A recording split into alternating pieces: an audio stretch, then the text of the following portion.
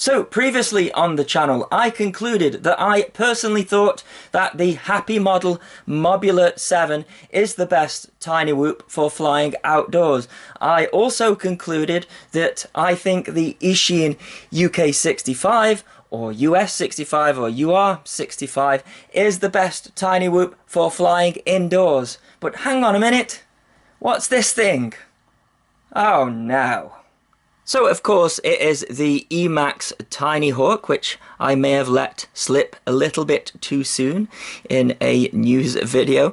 But yeah, it is their tiny whoop, and it's not surprising that they have gone for this end of the market, especially as they absolutely nailed it with every other model that they came out with. So they had the Baby Hawk R, and then the Hawk 5, and then the Baby Hawk R Pro, and now this guy. However, I think they are going for a particular market with this guy. The Emax fans, first of all, but second of all, it is slightly larger than a tiny whoop. So just like the Mobular 7 here, I think it's, well, it's a stretched X actually, so I'm not sure of the size, but we've got a hefty camera angle on here as well, which is non-adjustable. So I think this is going for, again, the indoor sort of sports flying, you know, where they put hoops up and, you know, race indoors, but also flying outdoors as well. It's got an interesting design because we have got the ducts, if you can call them that, over the top, and then we have got the motors in the downward facing position here. We have got these bespoke propellers, and you aren't given any spares of those in the package, which I thought was interesting. You are given this 450 milliamp one cell Emax battery, and it is a high volt, and that goes in the side like that. It actually goes in there, and then we've got a 2mm pitch JST connector to go in there.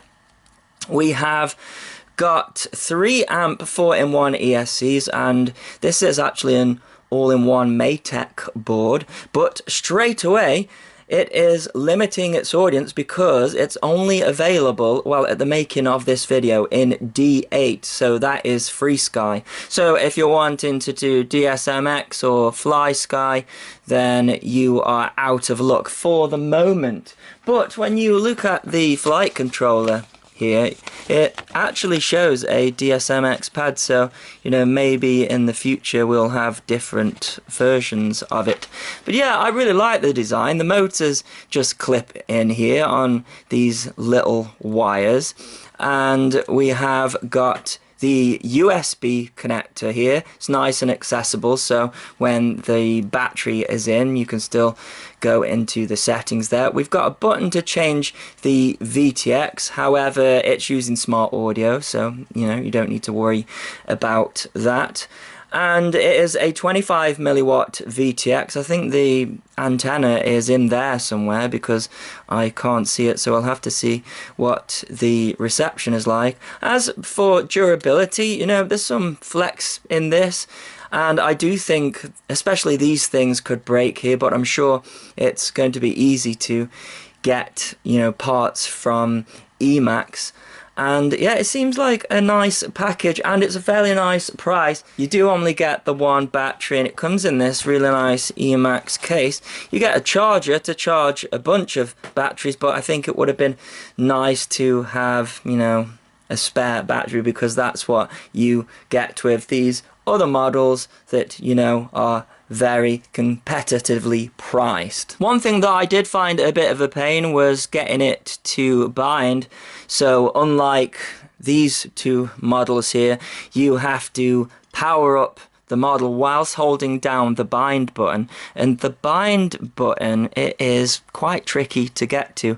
It is here, so what I did was I used a flat blade, and you have to be very careful not to short anything out, and then press that down. You get like a clicking sound when it presses in, and then you have to plug in, well actually I plugged in the USB, and you have to hold it for a couple of seconds. Actually I couldn't get it to bind at first, but you have to wait until a green LED goes off and then you can bind it in D8 mode. So yeah, that's not very accessible.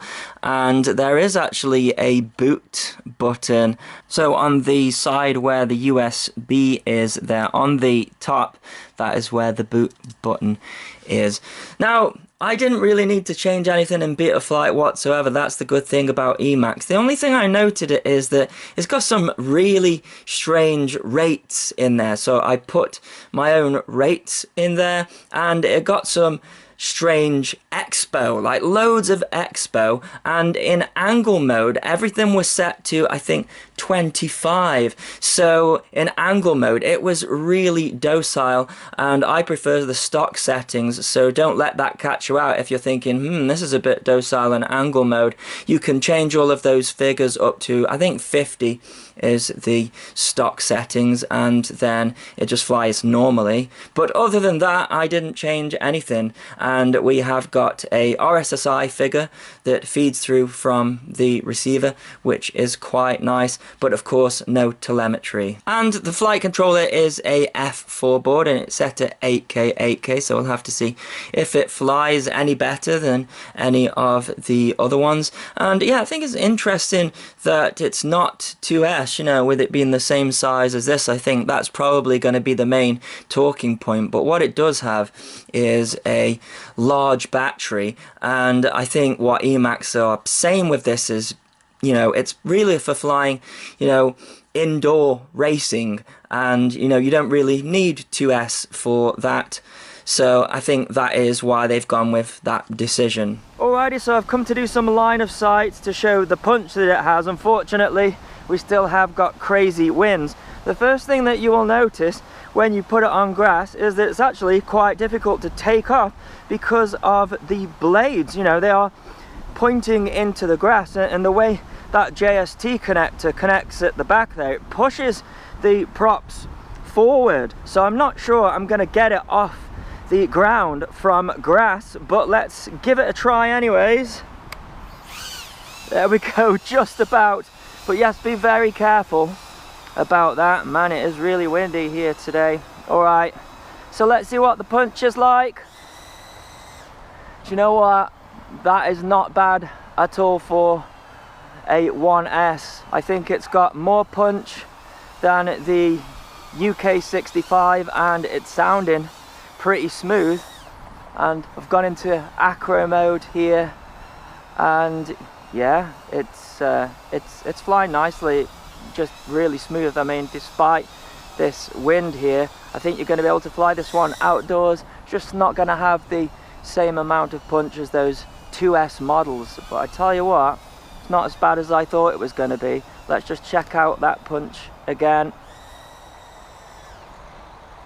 Yeah, not bad at all, but with the wind I'm having to come back into acro mode so I can get it back. But let's just do a few of them. Let's just try that again though. So let's go full throttle. So the UK 65 in comparison, definitely less power. But yeah, have to say, pretty impressed. Just quite difficult to get out of the grass. Okay, so let's take a look at some DVR footage from the first outdoor flight that I did. Now again, I apologise, it's very gloomy. It's going to be gloomy for a long time. In fact, I couldn't believe this thing was flying because it was gusting 20-mile-per-hour winds, but you would not know it. Now it does make the copter look like it's flying really slowly, but it's not. It's just battling the wind, and it's doing it very smoothly. So I thought I'd try a dive, and yeah, I wasn't able to trick it out. It wasn't doing any strange movements, and I found that if you just give it enough throttle on the recovery, then there were no problems at all. And the only time that it did trick out was really when the battery started to get low and there just wasn't enough power to pull out properly, and then, you know, it started to, do your movements and things. But you can see there, I did a dive and there were no problems whatsoever. I do think there's a little bit of video noise on this picture compared to the rest. It's not debilitating, but I thought it's worth mentioning. Now I'm trying to do a range test here, so the RSSI going down to 40, and then in the 30s, but we've got a clear picture here, so I would say that you'll get about 200 meters of range out of the control and the video. Those trees back there are 120 meters, which, you know, is pretty impressive. And yeah, it looks like it's flying really slowly, but it's not. It's just battling the wind. I've seen videos of it darting around, and I can well believe that. And yeah, so I'm going to now fly through a gap in a tree, and the Mobula 7 was really getting blown around by the wind when I did this. Not here though, just straight through. So yeah, if you are looking for the best flying, as in smoothness, out of all of these whoops, then I think this is it, you know. And you know, Emax have got the magic sauce there with all of their models that they have released. You're gonna get around about a 3-minute flight time, and again I'm doing some dives. I think I managed to just trick it out a little bit there. You see as the battery voltage comes down there, just not quite enough power to recover. But interestingly, the battery voltage doesn't really drop below 3 volts like a Tiny Whoop does. But did you see there on that inverted yaw spin, just not enough power to recover, and then it yawed on its own there. So I think that really is just the battery getting low and it not having enough power to recover, rather than it being the duct affecting how it flies. Because with the Beta 65, then that one did it all the time, regardless of, you know, the battery voltage. So yeah, oh, it's put a spanner in the works, this one. You know, it's not got the power of the 2S models, but man, it is a really decent flyer and it's a decent price. One thing that did happen towards the end is that the receiver browned out, so be careful with that. Do I trick it out here again yet? Do you see? Just not enough power now that the battery is getting too low, and I start to get a brownout in a second just because it can't power the receiver. There you go, that was the brownout, and the battery's gotten too low. So don't do that or you'll ruin your battery. But yes, very impressed with how this one flew outside, and I'm going to fly it indoors next. So once again, I was absolutely surprised how well this flew in the house, because there's some tight spots in the house, but I think the fact that this thing flies so smoothly and there's no turbulence around means that even though it is slightly bigger than the UK 65, it doesn't sort of get disrupted when it's flying through these tiny gaps as much. And yeah, it flew really nicely. Now, it still did catch me out. This gap here is very, very tricky, and I think I just caught it, and yeah, you know, that was probably my fault actually. I think I have another go at that. But yeah, this one has sort of brought together the outdoor fun that the Mobula 7 has and the indoor fun of the UK 65, so it sits somewhere in the middle. I do hit the symbols that I'm trying to get through, so yeah, it is still a little bit wider, but it's not quite as wide as the Mobula 7, and it really does make a difference, just that little extra off the sides there. You know, when I'm going through these tiny gaps, we are literally talking centimeters either side.